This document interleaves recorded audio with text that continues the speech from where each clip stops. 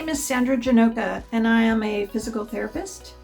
I have been working for about 33 years, and in those years I have seen many people with low back pain. My job as a physical therapist is to evaluate the patient and determine what I think is going on with them, where their pain is coming from, and what I need to do to reduce it. I make a plan of action both for myself and for my patient in order to reduce the back pain as quickly as possible. The patient has their own program to do at home. I give them 4 basic instructions to start right away to start to reduce their back pain. And that's really what I'm going to be doing with you today. I'm going to be giving you 4 basic tools that will give you the information and the instructions on how to start reducing your back pain right away. It's pretty important that you recognize that the most important piece of this process is you. You have the most responsibility because you are with yourself all the time and with a therapist and the doctor for a brief period of time. So in order to make a big change in your back, you're going to have to do most of the work yourself. But as soon as you have all the information that you need, all you have to do is do it and keep doing it, and you will start to see a change in your back pain. So let's get started with those 4 basic tools. In order to reduce pain, we must address inflammation. Now, what is inflammation? Inflammation is a process in the body that is in response to tissue damage or tissue injury.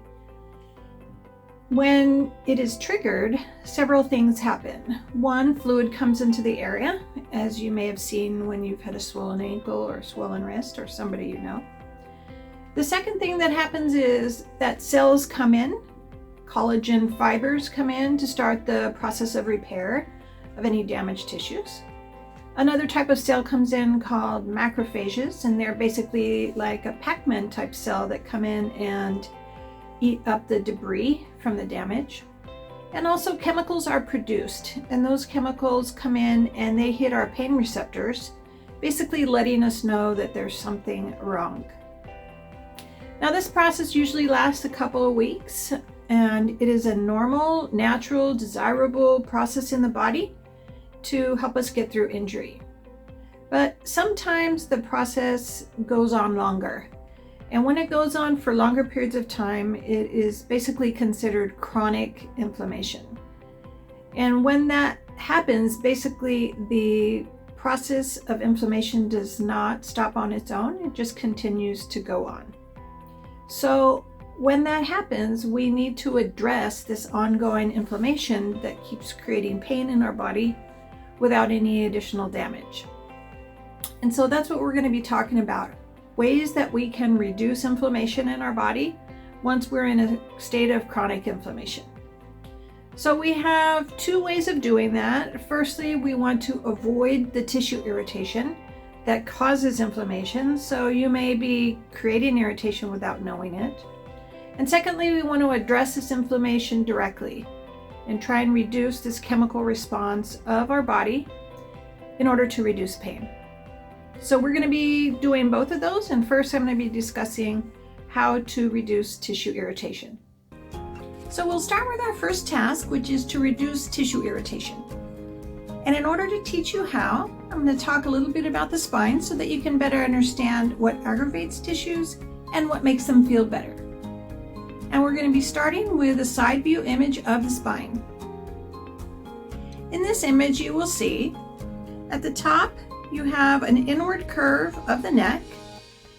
The spine curves outward again around the shoulder blades, and then curves in at the lumbar spine. Comes back down and around for the sacrum. For the purposes of this discussion, we're going to be really focusing on the lumbar spine. So here is a closer view of the lumbar region.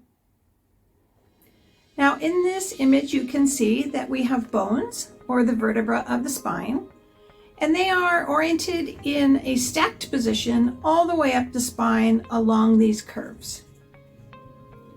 Between the vertebra, we have discs, also called intervertebral discs, and they act as shock absorbers.